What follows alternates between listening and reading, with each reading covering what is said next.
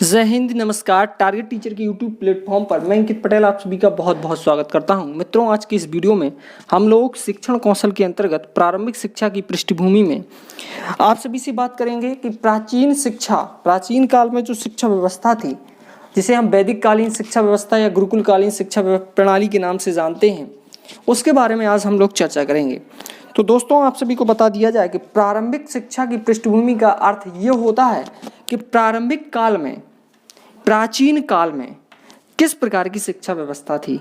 आज जैसी शिक्षा व्यवस्था है वैसी हमेशा से नहीं रही होगी। प्राचीन काल में शिक्षा व्यवस्था कुछ अलग रही होगी।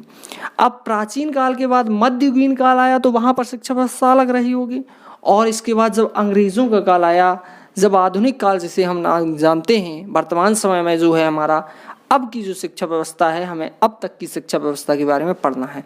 तो हम शुरुआत से पढ़ते हैं कि प्राचीन काल में शिक्षा व्यवस्था कैसी थी। देखिए, प्राचीन काल में जो शिक्षा व्यवस्था थी वो दो प्रकार से थी, वैदिक कालीन शिक्षा व्यवस्था और बौद्ध कालीन शिक्षा व्यवस्था। तो हम एक एक करके आपको बताते हैं कि प्राचीन काल में जब हम बात करते हैं कि प्राचीन काल में शिक्षा व्यवस्था कितने प्रकार की होती है, तो प्राचीन काल में शिक्षा व्यवस्था दो प्रकार की थी। वैदिक कालीन शिक्षा व्यवस्था के नाम से जानी जाती है, वैदिक कालीन शिक्षा व्यवस्था, और दूसरी बौद्ध कालीन शिक्षा व्यवस्था, बौद्ध कालीन शिक्षा व्यवस्था। अब जो वैदिक कालीन शिक्षा व्यवस्था है, इसको हम गुरुकुल कालीन शिक्षा व्यवस्था कहते हैं। और क्यों कहते हैं ये अभी हम आपको बताएंगे। आप इतना समझिए कि वैदिक कालीन जो शिक्षा व्यवस्था है, इसका जो टाइम पीरियड है वो 2500 ईसा पूर्व से 500 ईसा पूर्व लगभग माना जाता है, अप्रॉक्स माना जाता है। 2500 ईसा पूर्व से 500 ईसा पूर्व लगभग वैदिक कालीन शिक्षा व्यवस्था जो थी, या गुरुकुल कालीन शिक्षा व्यवस्था जिसको हम कहते हैं, उसका समय पीरियड है। और यहाँ पर 500 ईसा पूर्व से 1200 ईस्वी तक 1200 ईस्वी तक का जो समय रहेगा वो बौद्ध कालीन शिक्षा व्यवस्था का रहेगा। अब ये शिक्षा प्रणाली क्यों बदली, उसके बारे में भी हम चर्चा करेंगे कि वैदिक कालीन शिक्षा व्यवस्था की क्या कमियां थीं, जिसके कारण लोग बौद्ध कालीन शिक्षा व्यवस्था की ओर अग्रसर हुए। इसके बाद जब मध्य युग आया, मुसलमानों का आक्रमण हुआ, मोहम्मद बिन कासिम और मोहम्मद गजनबी, ये जो मुस्लिम आक्रमणकारी जब भारत आए, तो ये मध्ययुगीन काल में जो शिक्षा व्यवस्था रही उसे हम मुस्लिम कालीन शिक्षा व्यवस्था के नाम से जानते हैं। मित्रों, तो सेकंड आपका बनेगा मुस्लिम कालीन शिक्षा व्यवस्था, तो दूसरा आपका है मुस्लिम कालीन शिक्षा व्यवस्था। तो जो मुस्लिम कालीन शिक्षा प्रणाली है, तो मुस्लिम कालीन शिक्षा प्रणाली का कुछ ना कुछ समय रहा होगा। तो 1200 ईस्वी से 1600 ईस्वी तक ये जो समय रहा, ये मुस्लिम कालीन शिक्षा व्यवस्था का समय रहा। इस समय मुस्लिम कालीन जो शिक्षा व्यवस्था थी, तो इसको भी हम पढ़ेंगे कि ये क्या होता है। इसके अलावा हम लोग 1600 ईस्वी के बाद जब हमारा समय बीता, और 1600 से अब तक का जो समय है उसको हम आधुनिक काल की श्रेणी में लेंगे। आधुनिक काल, और आधुनिक काल में दो प्रकार से हम पढ़ेंगे, स्वतंत्रता के पूर्व की शिक्षा व्यवस्था, स्वतंत्रता के पूर्व की शिक्षा व्यवस्था, और स्वतंत्रता के बाद की शिक्षा व्यवस्था। स्वतंत्रता के बाद, इसका मतलब समझिएगा मित्रों। पहले आधुनिक काल में हम 1600 ईस्वी से अब तक का समय लेते हैं। कब तक का? 1600 ईस्वी से अब तक का समय, इसको लेते हैं। अब 1600 ईस्वी से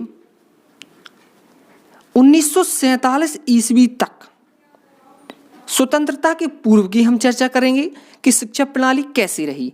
और 1947 से अब तक, 1947 ईस्वी से अब तक का जो समय रहा, वर्तमान समय, अब तक जो शिक्षा व्यवस्था रही है, जैसे कि 2020 की नई शिक्षा नीति है, इसके बारे में भी हम चर्चा करेंगे। तो अब तक जो शिक्षा व्यवस्था रही है इसके बारे में भी हम चर्चा करेंगे। तो इस प्रकार हमको हमारी प्रारंभिक शिक्षा की पृष्ठभूमि के बारे में पढ़ना है कि प्राचीन काल में कैसी शिक्षा व्यवस्था थी और ये शिक्षा व्यवस्था क्यों बदली। क्योंकि शिक्षा व्यवस्था कब बदलती है, कोई चीज़ जब बदलती है तो उसमें कुछ ना कुछ कमियां होती हैं, उन कमियों की वजह से वो चीज़ बदलती है।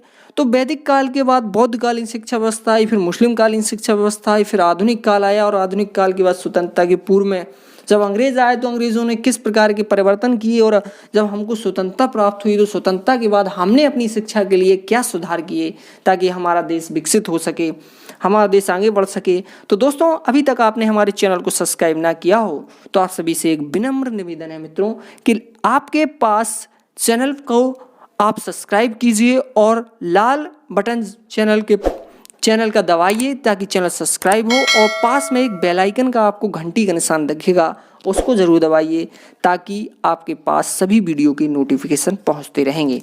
दोस्तों, आइए हम शुरुआत करते हैं आज वैदिक कालीन शिक्षा व्यवस्था की। आज की इस वीडियो में हम केवल और केवल पढ़ेंगे वैदिक कालीन शिक्षा व्यवस्था। तो देर न करते हुए मैं हेडिंग बनाता हूँ वैदिक कालीन शिक्षा व्यवस्था। मित्रों समझिएगा, ये जो वैदिक कालीन शिक्षा व्यवस्था है, वैदिक कालीन शिक्षा प्रणाली, वैदिक कालीन शिक्षा प्रणाली को गुरुकुल कालीन शिक्षा प्रणाली कहते हैं। अब जरा सुनिए कि वेद पर आधारित जो शिक्षा व्यवस्था थी, किस पर आधारित? वेद पर आधारित, उसको हम वैदिक कालीन शिक्षा व्यवस्था कहते हैं। आप सभी को ज्ञात होगा कि वेदों की संख्या है 4। कौन कौन से? नंबर 1 ऋग्वेद।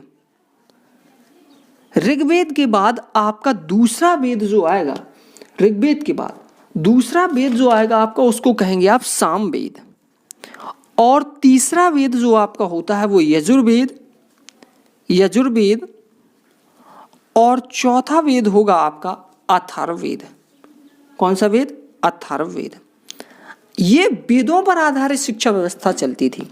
वैदिक कालीन शिक्षा व्यवस्था का नाम वैदिक कालीन क्यों रखा गया? क्योंकि ये शिक्षा व्यवस्था पूरी वेदों पर आधारित थी। और वेदों से कुछ क्वेश्चन बन जाते हैं कि वेदों की संख्या कितनी है? 4 है। सबसे पुराना वेद कौन सा है? सबसे प्राचीन वेद कौन सा है? तो आपका आंसर होगा ऋग्वेद। कौन सा? ऋग्वेद सबसे पुराना वेद है। इसके बाद आपसे क्वेश्चन कभी कभी बनता है कि सबसे बड़ा, यानी सबसे बड़ा वेद कौन सा है? तो अथर्ववेद सबसे बड़ा वेद है, याद रखिएगा। तीसरा आपसे क्वेश्चन बन सकता है कि यहाँ पर आपसे पूछा जा सकता है कि संगीत का सबसे ज्यादा महत्व किस वेद में दिया गया है? तो संगीत और कला का जो सबसे अधिक महत्व दिया गया है वो सामवेद में दिया गया है। अब एक क्वेश्चन आता है कि गद्य और पद्य दोनों की बात की गई है, वो किस में की गई है? तो वो यजुर्वेद में की गई है। ये 4 क्वेश्चन अति महत्वपूर्ण थे जो हमने आपको बता दिए। इन्हीं चारों वेद का अध्ययन इस काल में किया जाता था और यही शिक्षा व्यवस्था होती थी। दूसरी चीज, एक वेद के अध्ययन में 12 साल का समय लगता था। कितना अध्ययन? एक वेद के अध्ययन में 12 वर्ष का समय लगता था। 12 वर्ष की शिक्षा व्यवस्था न्यूनतम थी। 12 वर्ष तो हर किसी को शिक्षा ग्रहण करनी ही पड़ती थी। एक वेद का जो भी व्यक्ति या जो भी बालक एक वेद का अध्ययन कर लेता था और एक वेद का ज्ञाता हो जाता था तो उसको स्नातक बोला जाता था। क्या बोला जाता था? स्नातक। अगर कोई एक वेद का ज्ञान प्राप्त कर लेता है तो उसको एक वेद के ज्ञाता को स्नातक कहा जाता था। अगर कोई 2 वेद का ज्ञान प्राप्त कर लेता है तो उसको वसु कहा जाता था। वसु। अगर 2 वेद का आपको ज्ञान हो चुका है तो वसु कहा जाएगा। अगर 3 वेद का ज्ञान है तो रुद्र कहा जाता था। रुद्र। 3 वेद का ज्ञान है तो रुद्र कहा जाता था, उसके नाम दिए जाते थे।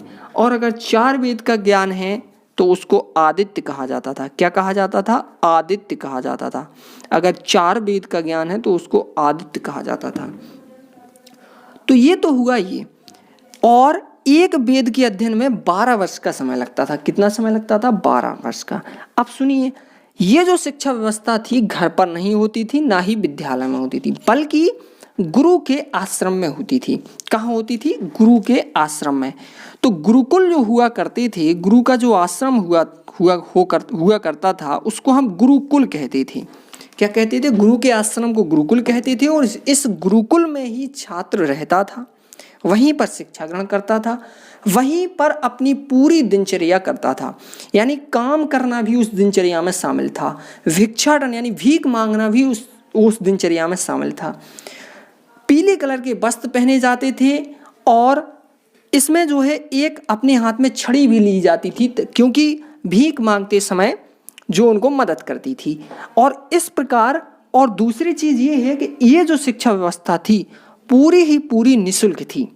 पूरी की पूरी शिक्षा व्यवस्था कैसी थी, निःशुल्क थी।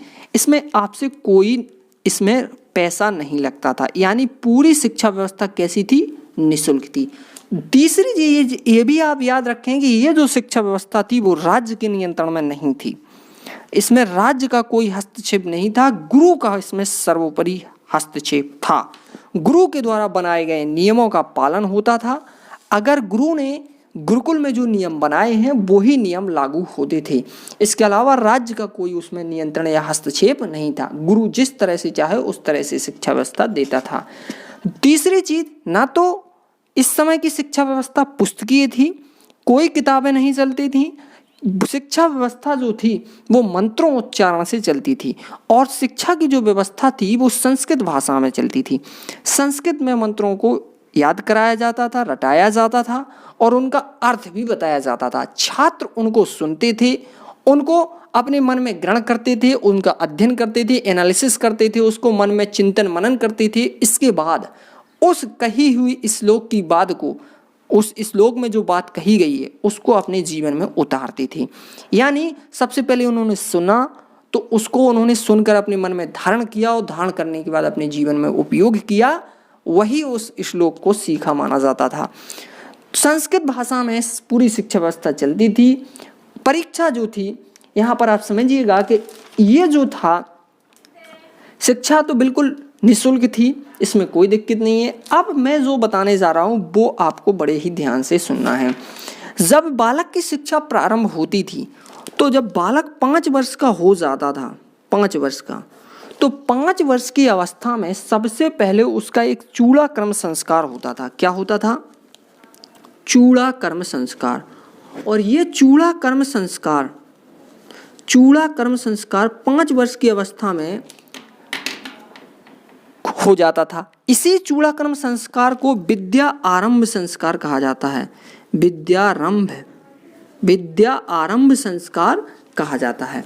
विद्यारंभ संस्कार जो है, इसी संस्कार से उसके घर पर विद्या शुरू हो जाती थी, और शुरू होने के बाद वह जब घर पर शिक्षा ग्रहण कर लेता था, तो 8 वर्ष की अवस्था में ब्राह्मण का अगर वो बच्चा है तो उसे गुरुकुल में प्रवेश दिया जाता था, और अगर ब्राह्मण का बच्चा नहीं है, क्षत्रिय का बच्चा है, तो उसको 11 वर्ष की अवस्था में गुरुकुल में प्रवेश दिया जाता था, और अगर वो क्षत्रिय का बच्चा नहीं है, वैश्य का बच्चा है, तो उसको 12 वर्ष की अवस्था में कहाँ एंट्री मिलती थी? गुरुकुल में एंट्री मिलती थी।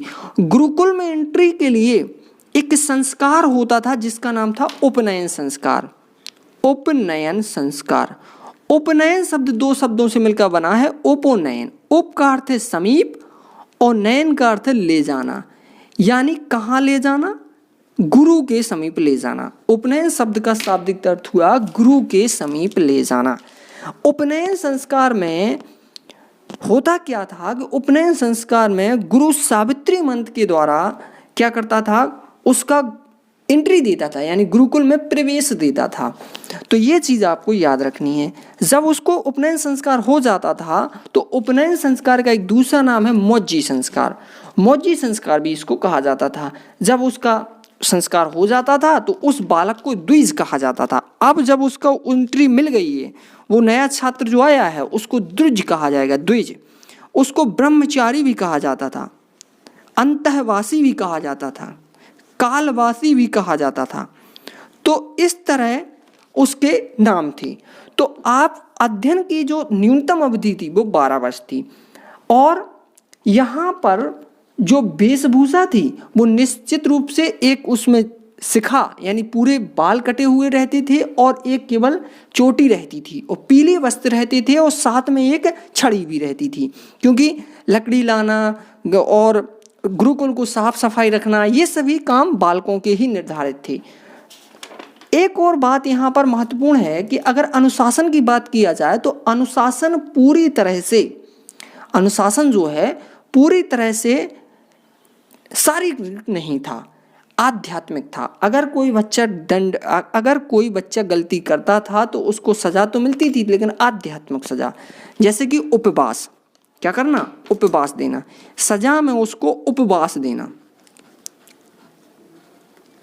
तो इस प्रकार की सजाएं उसको दी जाती थी। या ऐसा हो सकता है कि उसको समझा दिया जाए, ऐसा भी हो सकता है कि गुरु अपनी उपस्थिति से उसको हटा दे, यानी उसको ये सारे दंड दिए जाते थे। दंड कभी भी शारीरिक नहीं दिया जाता था। परीक्षा किस प्रकार होती थी?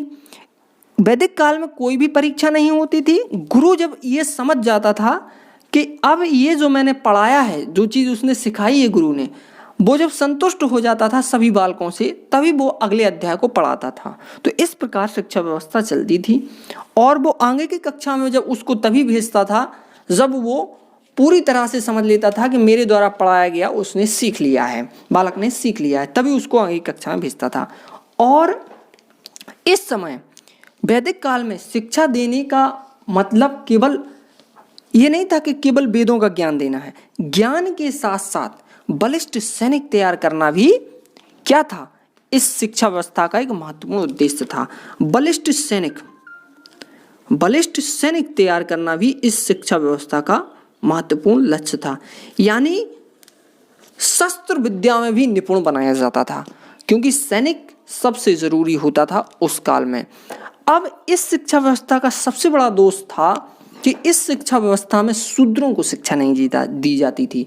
चार जो वर्ण व्यवस्था थी, चार वर्ण बनाए गए थे उस समय, जिसमें से ब्राह्मण, क्षत्रिय, वैश्य और शूद्र, तीन को शिक्षा ग्रहण करने का अधिकार था और शूद्रों को शिक्षा ग्रहण करने का अधिकार नहीं था। और सबसे बड़ा दोष वैदिक कालीन शिक्षा व्यवस्था का यही था। इसीलिए लोग बौद्धकालीन शिक्षा की ओर अग्रसर हुए। तो आगे हम आपको बताएंगे बौद्धकालीन शिक्षा। अभी लास्ट पॉइंट आप और समझ लीजिए कि जब विद्यार्थी की पूरी शिक्षा 12 वर्ष की हो जाती थी तो 4 आश्रम होते हैं, ये आप सभी जानते हैं। इस समय भी 4 आश्रम थे। ब्रह्मचर्य आश्रम के बाद गृहस्थ आश्रम, और गृहस्थ आश्रम के बाद वानप्रस्थ आश्रम। गृहस्थ आश्रम के बाद कौन सा आश्रम होगा? वानप्रस्थ आश्रम। वानप्रस्थ आश्रम के बाद संन्यास आश्रम, संन्यास। तो ये 4 आश्रम होते थे। और 4 में से जब ब्रह्मचार्य में से वो था और पढ़ने के बाद वो गृहस्थ आश्रम में आएगा तो उसका एक संस्कार होता था, समावर्तन संस्कार। कौन सा संस्कार? याद रखिएगा, समावर्तन संस्कार। और समावर्तन संस्कार के बाद वो अपने गृहस्थ जीवन में प्रवेश ले सकता था। और इसके बाद जब उसकी शिक्षा पूरी हो जाती थी तो उसको सभाओं में पेश किया जाता था और उससे प्रश्न पूछे जाते थे। वह उसका बालक उसका क्या करता था? उत्तर देता था। उसको सभाओं में प्रस्तुत किया जाएगा, उससे प्रश्न पूछे जाएंगे, बालक उसका उत्तर देता था। और सबसे अंत में शिष्य क्या करता था? गुरु को अपनी सामर्थ्य से, अपनी विद्या से, गुरु द्वारा सिखाई गई विद्या से गुरु को गुरु दक्षिणा देता था। ये थी आपकी वैदिक कालीन शिक्षा व्यवस्था। तो इसको आपको याद रखना है, इससे आपका कोई क्वेश्चन नहीं छूटेगा। तो आज हमने पढ़ी है वैदिक कालीन शिक्षा व्यवस्था। कल हम लोग मित्रों, आप लोग चाहें तो स्क्रीनशॉट बना सकते हैं, पूरे ही आप लोग स्क्रीनशॉट ले सकते हैं, उसमें कोई दिक्कत नहीं है। जो भी आप चाहें स्क्रीनशॉट ले लें। और दोस्तों, अगले ही वीडियो में हम लोगों ने वैदिक कालीन शिक्षा व्यवस्था समाप्त कर दी है। अगले वीडियो में हम लोग देखेंगे कि बौद्धकालीन शिक्षा व्यवस्था किस प्रकार थी। तो थैंक यू दोस्तों, धन्यवाद। चैनल को सब्सक्राइब जरूर करें, लाइक करें और शेयर ज़रूर करें। आपका एक लाइक, सब्सक्राइब, शेयर ही हमें मोटिवेशन देता है वीडियो बनाने के लिए। थैंक यू दोस्तों, धन्यवाद।